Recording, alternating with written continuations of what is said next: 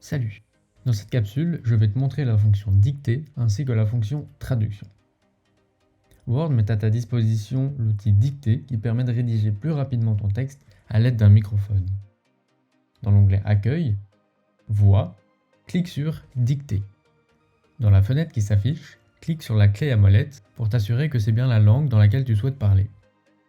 Ensuite, clique sur le micro et commence à parler. Le texte s'affichera en même temps que tu le dis. Il se peut que Word n'ait pas très bien compris le mot dicté. Dans ce cas, le mot sera souligné. Si jamais le mot est correct, tu peux tout simplement l'ignorer. Tu peux aussi sélectionner la ponctuation automatique. Si jamais tu ne l'utilises pas, fais attention d'exprimer clairement la ponctuation toi-même. Voici des exemples de ponctuation tels que tu dois les dire. Par exemple, tu diras crochet droit ouvrant, ou encore signe pourcentage, signe multiplication, signe euro, symbole degré, barre oblique. Tu peux retrouver toutes les autres ponctuations dans le PDF lié à cette vidéo. Attention, les symboles ne s'écriront qu'une fois ta phrase terminée. Entre-temps, ils resteront en toutes lettres.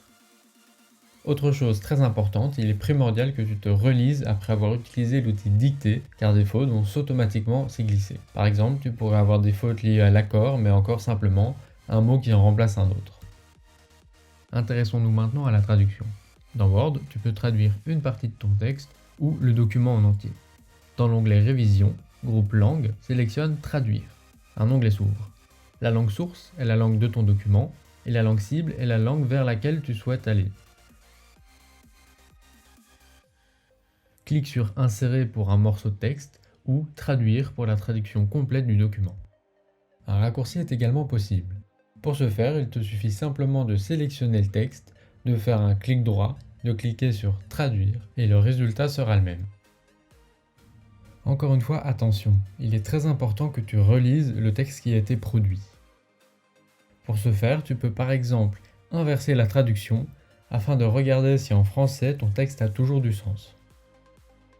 Cette capsule est maintenant terminée. Pour plus de détails, retrouve le lien PDF en commentaire. Et pour d'autres tutos, clique sur les capsules ci-jointes.